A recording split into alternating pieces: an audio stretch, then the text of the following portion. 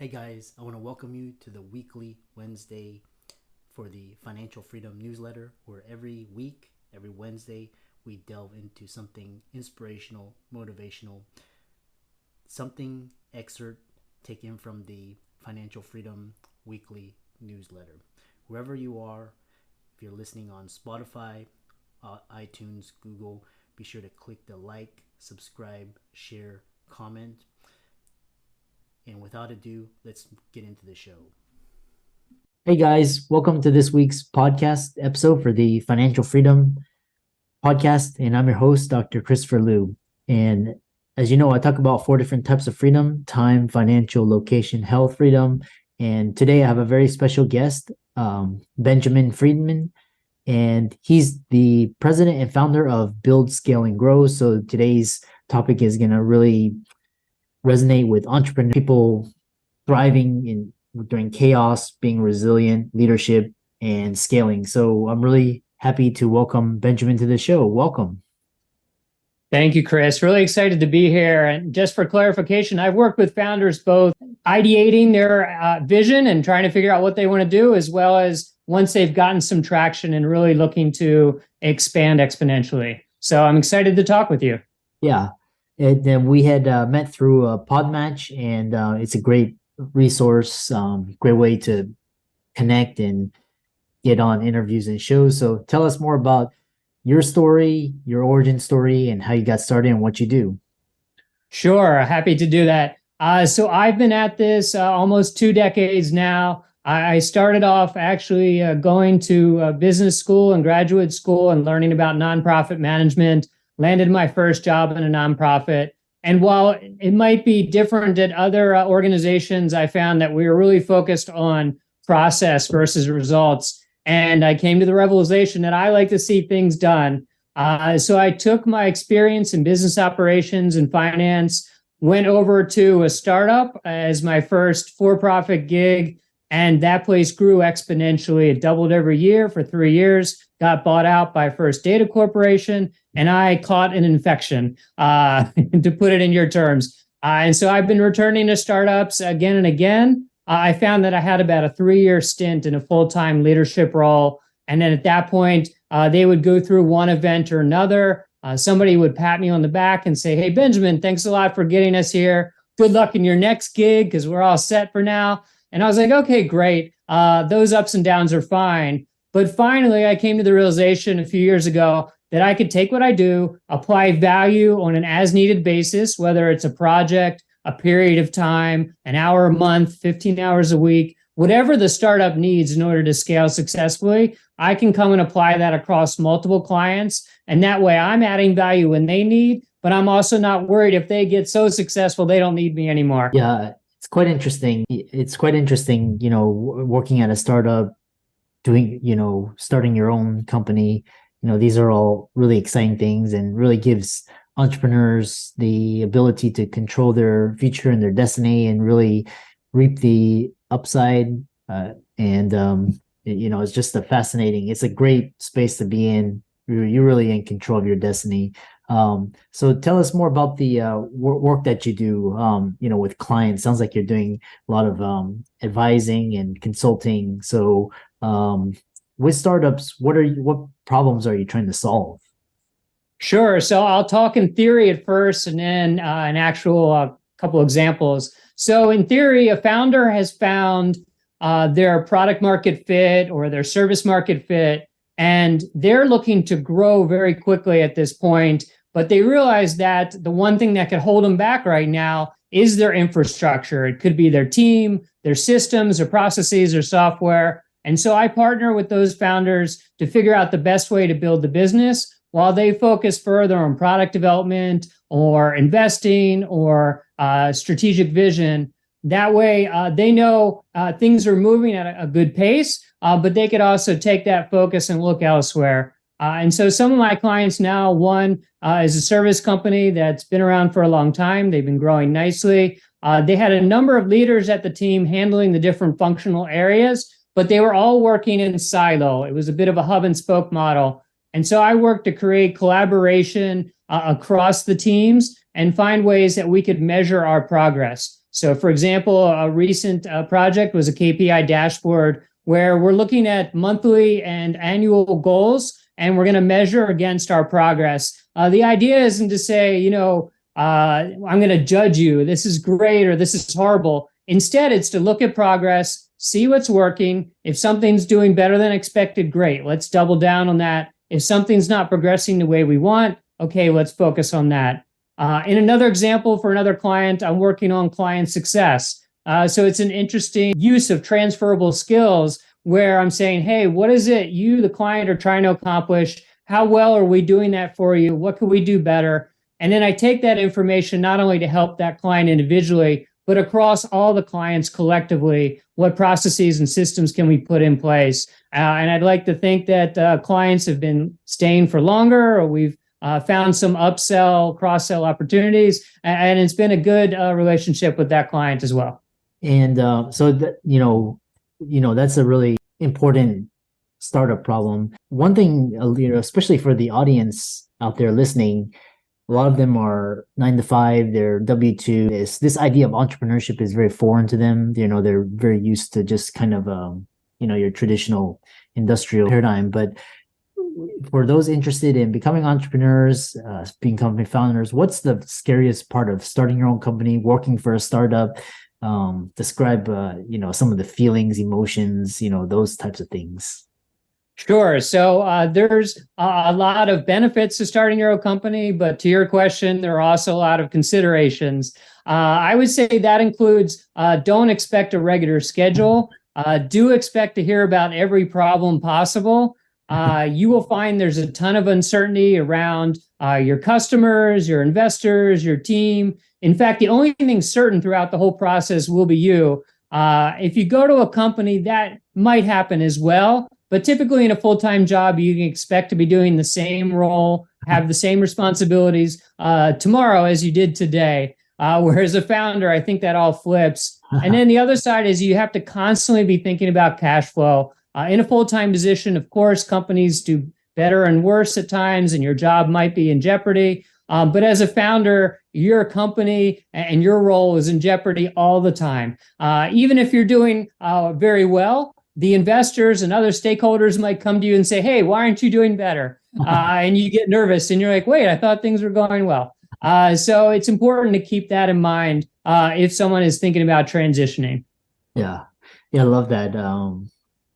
It's a different mentality and mindset, and just, as you slowly transition and you're like become a full-time entrepreneur, you get used to it. You have to manage your cash flow. You have to manage downturns, especially the crazy volatility these days. But what are some of your favorite lessons for founders? Sure.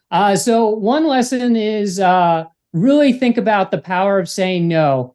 I think founders are very tempted to say yes. They've said yes to this crazy idea that nobody else fully embraces like them. But at the same time, you have to say no sometimes to your customers, to your investors, to your team. It might feel uncomfortable, but if you delay and you don't say no, you're going to find yourself doing projects and tasks that are not really the best use of your time. Number two is really think about resilience and ways to take care of yourself. Certainly, you know this, Chris, a lot of your audience might as well, but your physical health, your mental health, really being conscious about taking care of those things, because that is going to be a constant issue. Whether you're successful or you're struggling, there's going to be a lot of stress, and you have to think from the outset how to manage that stress. And then the third thing I'd say is to really find some strong advisors, people who are going to tell you not necessarily what you want to hear, but what you need to hear. And those people are hard to find. We can find a lot of cheerleaders in our lives, our family, our friends, people who are like, oh, that's awesome, you're doing a great job.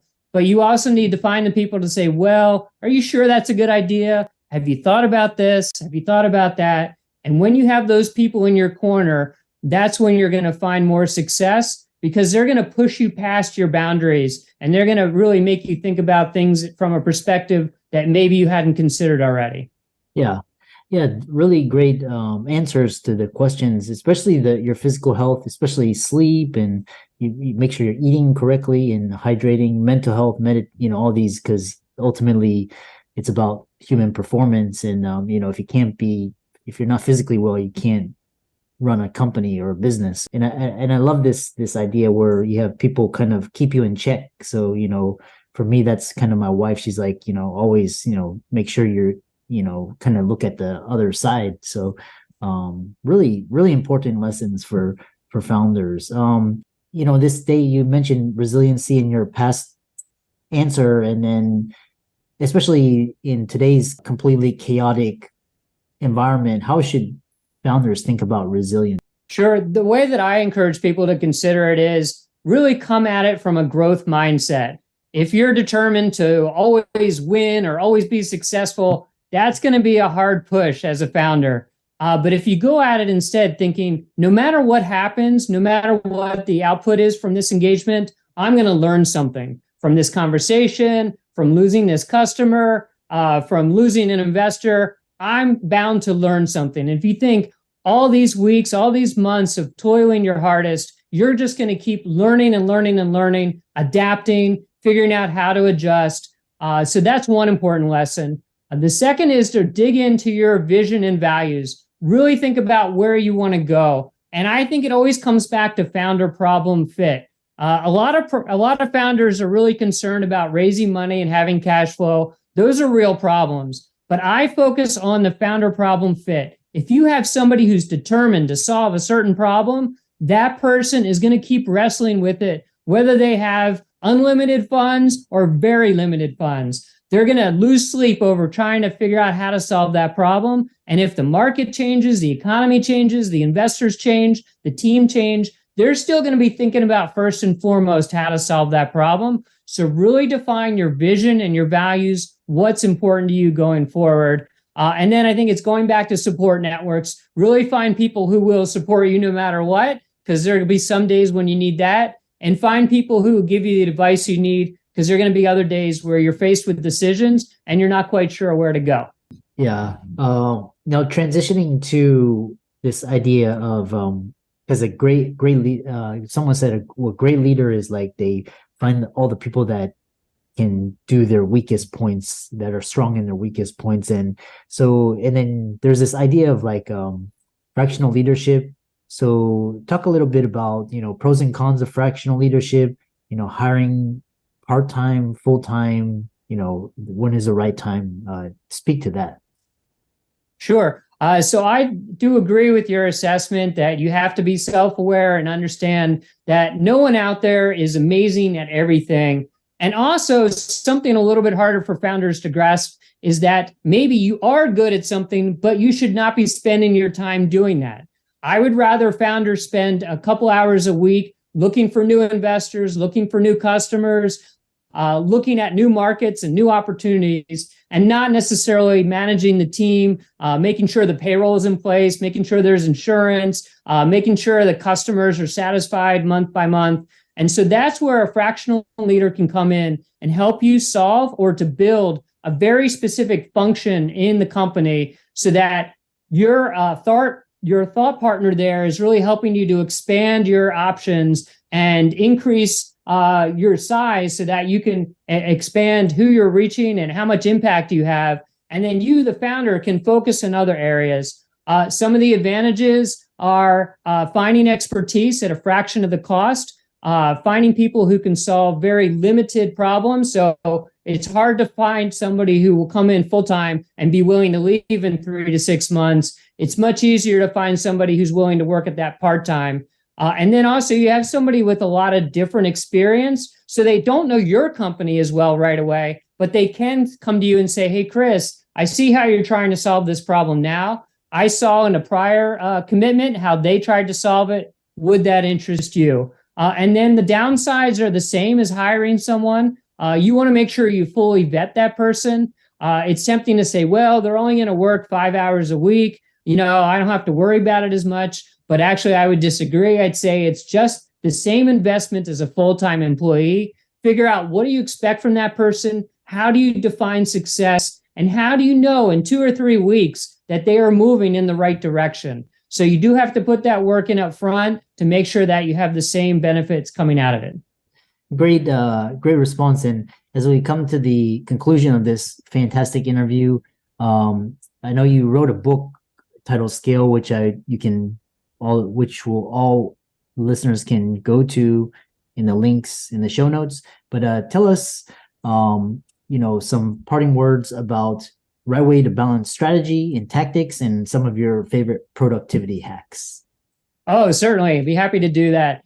So the book really looks at a number of different areas in starting a company. It's 130 different articles based on research and practical experience. And it talks first about the theory and then about the implementation and how to balance those two things out. And I say all that because into your question, we always have to think about both strategy and tactics. You can't swing too far in one direction or the other.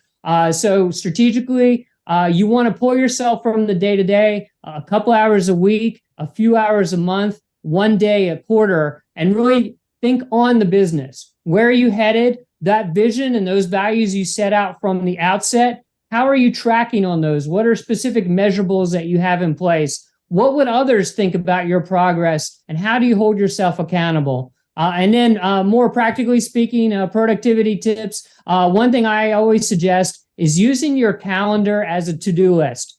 People are very tempted to separate their tasks and their calendar only has meetings and then their tasks are separate. I say no, anything that's important, it goes in your calendar. And then if a meeting comes up and it's trying to push out something you thought was important yesterday, you have to decide, is that meeting actually more important than this project I need to work on? If so, great, move that project accordingly. If no, tell the person, hey, I really have to work on this project first. Give me a couple weeks and I'll come back to you.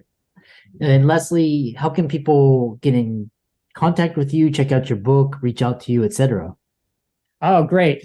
So the book is available on Amazon as an ebook and paperback. It's called Scale, Reach Your Peak. Once you're on Amazon, you can see a preview of the table of contents and some of the writing.